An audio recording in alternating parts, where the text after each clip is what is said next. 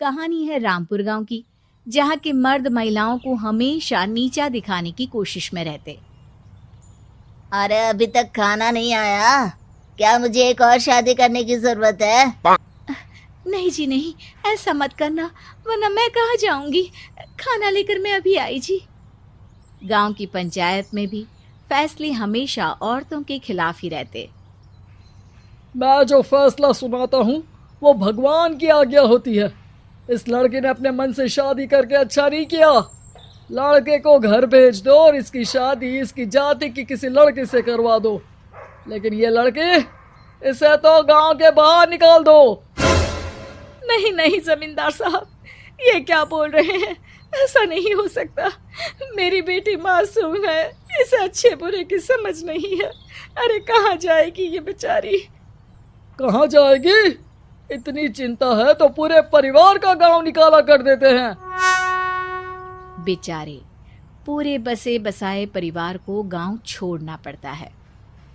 चाहे जो हो, अगर बेटियों को कंट्रोल नहीं कर सकते तो गांव में रहने का कोई मतलब नहीं है। यहाँ औरतों को दब कर रहना होगा। कोई भी अपने हिसाब से कुछ नहीं कर सकता, सब ईश्वर की मर्जी से ही होगा।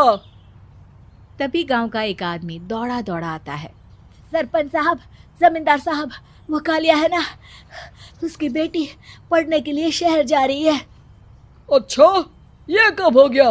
और कालिया की हिम्मत कैसे हो गई ऐसा करने की? लेकर आओ उसे और उसकी बेटी को।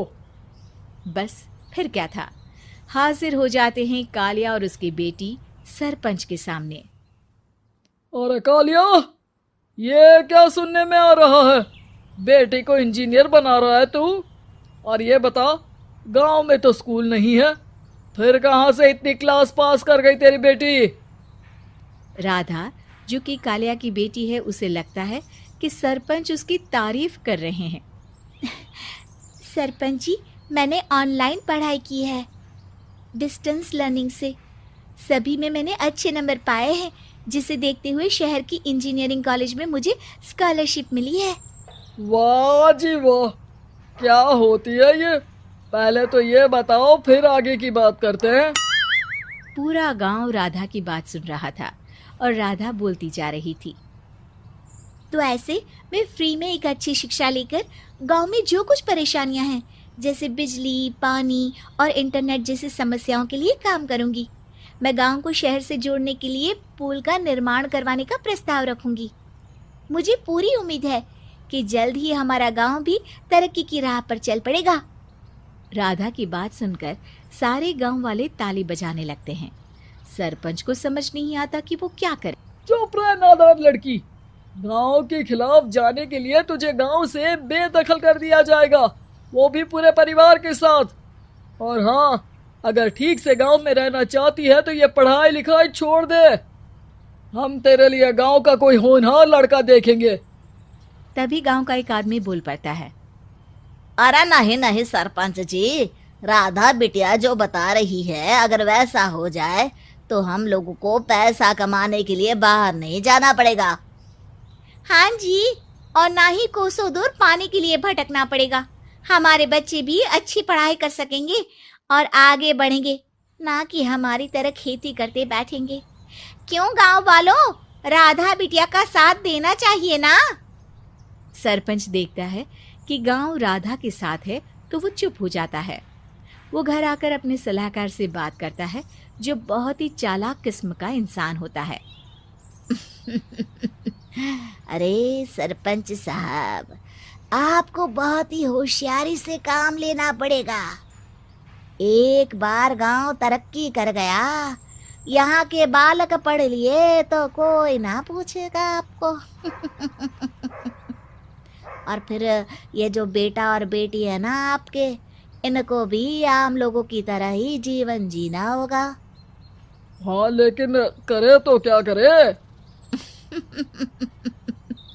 वो ना आप मुझ पर छोड़ दीजिए, बस मैं जैसा बोलूं करते जाइए। अगले रोज सुबह जब गांव वाले सोकर उठते हैं तो राधा के घर के बाहर और साथ ही वो लोग जिन्होंने राधा का सपोर्ट किया था, उनके घर के आगे लाल रंग से कल आऊंगी लिखा होता है। कल आऊंगी, यह क्या होता है? अरे यह तो खून से लिखा है, लगता है कोई भूत प्रेत या चुड़ैल का साया है।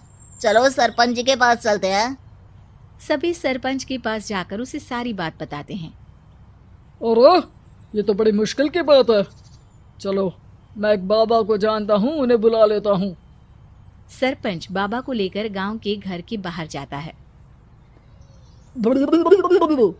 ओहो, तो ये वो चुड़ैल है जो उन लोगों को निशाना बनाते हैं जो गांव को बदलने का सपना देखते हैं।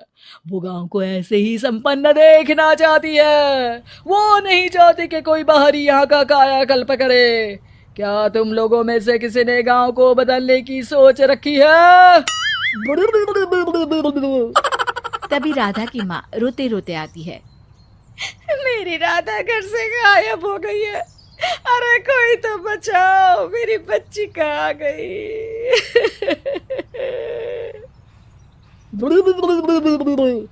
ले गई वो चुड़ैल, तेरी बच्ची को ले गई। अब वो उसे श्रापित करके छोड़ेगी, उस पर चुड़ैल का साया हो जाएगा। तभी बुरी सी हालत में राधा भी वहां आ जाती है। उसके बाल चुड़ैल की तरह फैले होते हैं और कपड़ों में खून लगा होता है। सभी राधा को देखकर डर जाते हैं। माँ, पता नहीं मुझे कौन उठा कर ले गया था। अरे दूर दूर हो जा चुड़ैल, अब हम लोग इस गांव में नहीं रुकेंगे। अरे कैसे बातें कर रहे हैं आप? कल तो आप मेरे भरोसे गांव का हुलिया बदलने, अपने बच्चों को पढ़ाने और तरक्की उन्नति की बात कर रहे थे, तो आज क्या हो गया आपको? ये फिर तुम लोगों को बहकाएगी। ये चुड़ैल गांव में आ चुकी है, ऐसे ही ये तुम्हारे घर के बच्चों को भी ले जाएगी। गांव वाले राधा को गांव से बाहर निकाल देते हैं। उसके माँ बाप रोते रहते हैं, लेकिन गांव वाले नहीं मानते। मैं भी अपनी बहन के साथ गांव के बाहर रहूंगा, लेकिन वो पढ़ाई नहीं छोड़ेगी। वहीं सरपंच के घर पर सलाहकार कहता है। देखा, सांप भी मर गया और लाठी भी नहीं टूटी। लेकिन अगले ही दिन सरपंच के घर के बाहर भी वही शब्द लिखे होते हैं। और फिर सरपंच की बीवी कहती है, हमारी बेटी को किसी ने अगवा कर लिया है। तभी राधा का भाई वहां आ जाता है। अरे गांव वालों, मैंने सरपंच जी की बेटी को देखा था। वो चुड़ैल उसे उठाकर ले जा रही थी। अरे क्या मजाक कर रहे हो? नहीं नहीं सरपंच जी, आप नहीं जानते। वो चुड़ैल अब आपकी बेटी में आ जाएगी, जैसे राधा के अंदर आ गई थी। तभी सरपंच की बेटी वैसी ही हालत में वहां आती है जैसे राधा आई थी।